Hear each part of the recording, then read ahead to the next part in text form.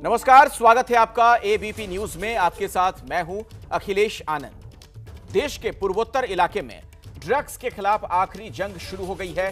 असम के नए मुख्यमंत्री हेमंता बिस्वा शर्मा ने जिस तरह से म्यांमार से मिजोरम होकर असम आने वाले ड्रग्स कार्टेल की कमर तोड़ी है, उससे पंजाब के लिए उम्मीद की नई रोशनी पैदा हो गई है।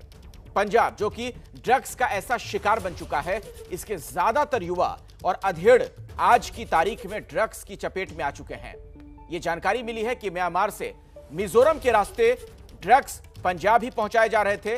हेमंत बिस्वा शर्मा की कार्रवाई ड्रग्स के खिलाफ राष्ट्रीय स्तर के एक बड़े एक्शन प्लान की जरूरत की ओर इशारा कर रही है। तो आप देखिए मिजो म्यांमार सीमा से हमारी संवाददाता मनोज्ञा लोईवाल की यह खास रिपोर्ट।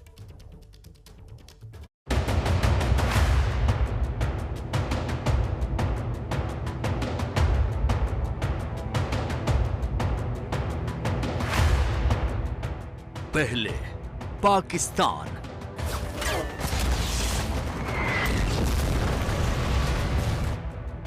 फिर तालिबान,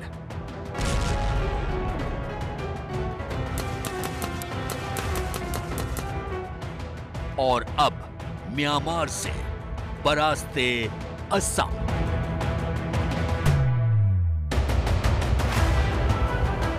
बहुत बड़ी साजिश रची गई है, बहुत बड़ा माया जाल पैदा किया गया है। देश के खिलाफ, देश के वर्तमान और देश के भविष्य के खिलाफ, और इसके बीचों बीच फंस गया है हिंदुस्तान। ये है देश के खिलाफ ड्रग्स वॉर।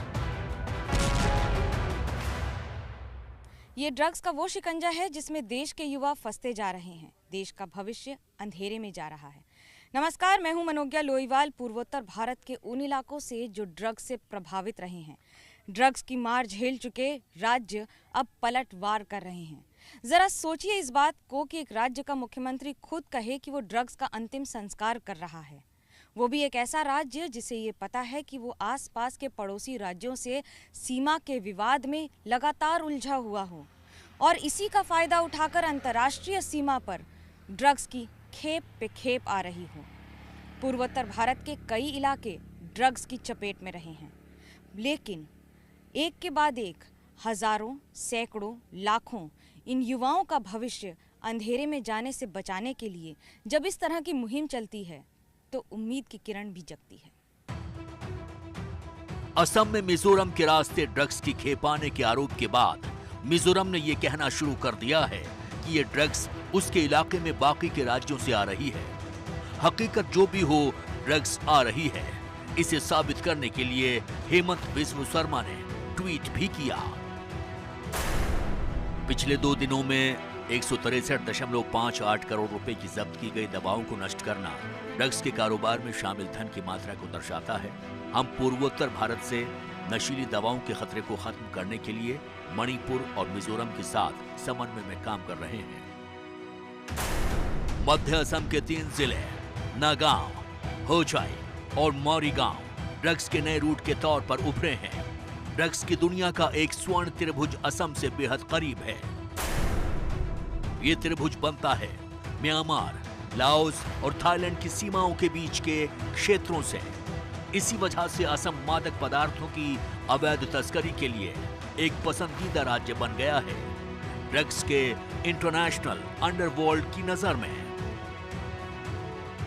असम के बराक वैली के सिलचर इलाके को गोल्डन ट्रायंगल भी माना जाता है। दरअसल ड्रग नेक्सस में इसकी बड़ी भूमिका रही है, जिसका मतलब है कि मिजोरम सिलचर, मणिपुर सिलचर और त्रिपुरा सिलचर, इस पूरे इलाके में बड़ी ही आसानी से सामान पहुंचाया जा सकता है।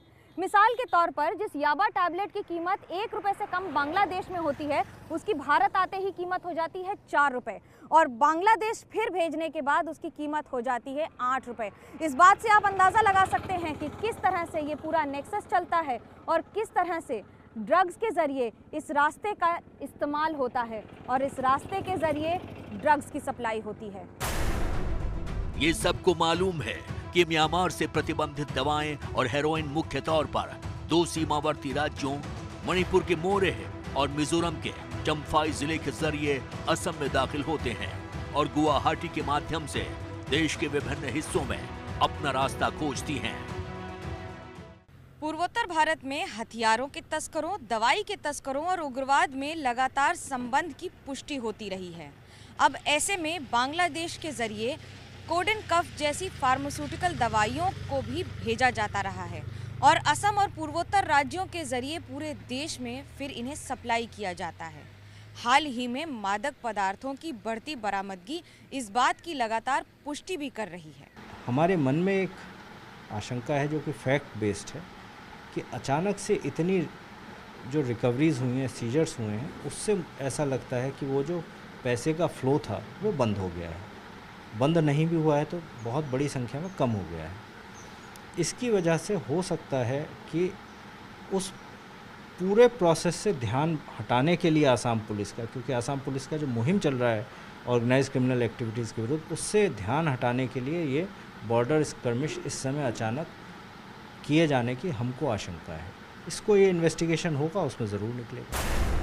2018 में 10,396.820 किलोग्राम गांजा जब्त किया गया है, जो 2021 में बढ़कर 14,275.714 किलोग्राम हो गया है। और इस पूरे ड्रग्स रैकेट का सीधा तार जुड़ रहा है ड्रग्स से सबसे ज्यादा त्रस्त पंजाब से। अरे सारा म्यांमार से जो माल आता है वो सारा इस रास्ते से आता है और पंजाब तक जाता है। हमारे मुख्यमंत्री ने सबको रोका है, सबके नाक के अंदर नकेल लगा दी है। हाँ मामा, प्रणाम। मैं निकल गई हूँ, रास्ते में हूँ, देर रात तक पहुँचूंगी। प्रणाम। ये मेरी माँ का फ़ोन था। दरअसल मैं भारत म्यांमार सीमा से लौट रही हूँ, जहाँ से पंजाब तक के ड्रग रूट का पता चला है। ड्रग्स ने माहौल को इतना असुरक्षित कर दिया है कि मेरी माँ भी मेरी सुरक्षा को लेकर चिंतित हैं। लेकिन पंजाब में ये किसी आतंकवाद के स्तर का एक ऐसा राक्षस बन चुका है जिसका दमन करना बहुत ज़रूरी है।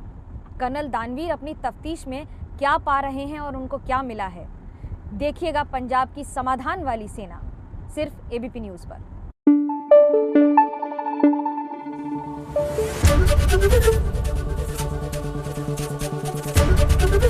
एबीपी न्यूज़ आपको रखे आगे।